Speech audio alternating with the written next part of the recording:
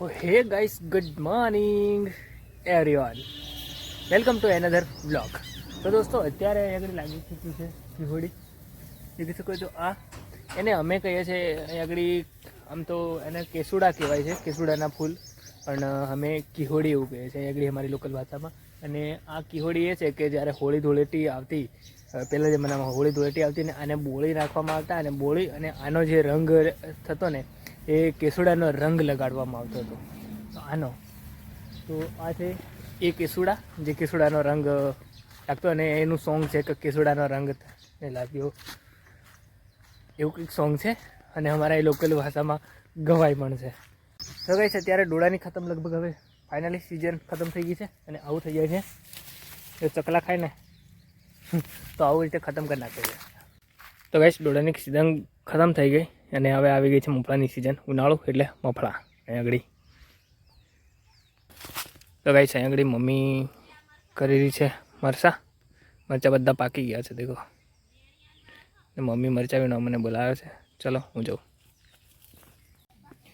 તો ગાઈસ મરચાં વીણાઈ ગયા છે કમ્પ્લીટલી.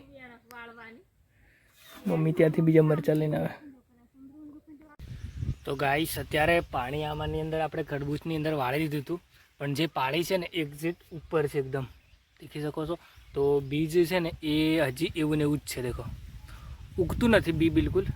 તો મતલબ કે ભેજ નથી મળતો ને ઉગતું નથી. તો આપણે શું કર્યું, બીજ ઉપરથી ઉઠાવી અને ડાયરેક્ટ નીચે મૂકી દીધું, અહીંથી હટાવ્યું અને ડાયરેક્ટ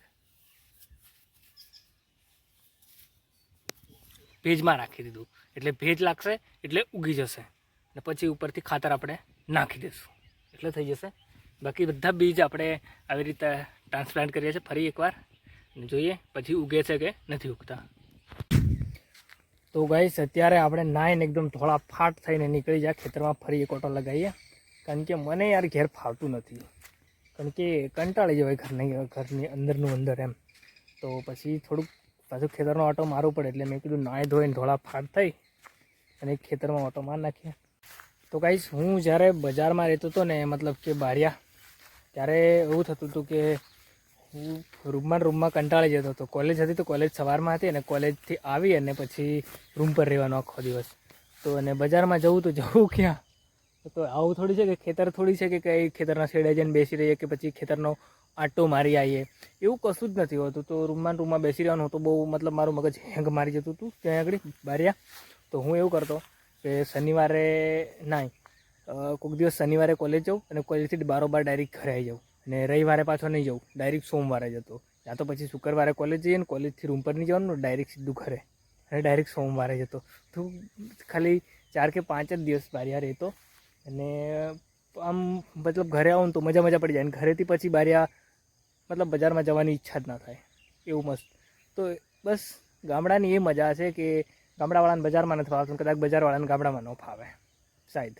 બાકી આપણે ઘઉં કર્યા હતા તો ઘઉં 1 નંબર થઈ ચૂક્યા છે દેખો કમ્પ્લીટ.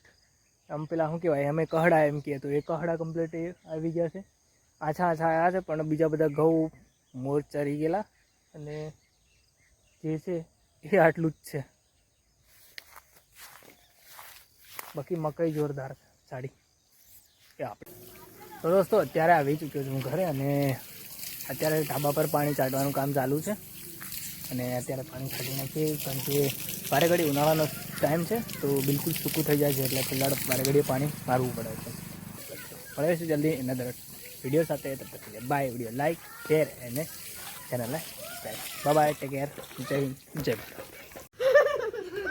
2 મિનિટ લાગો, હરી કેળા ખાય છે.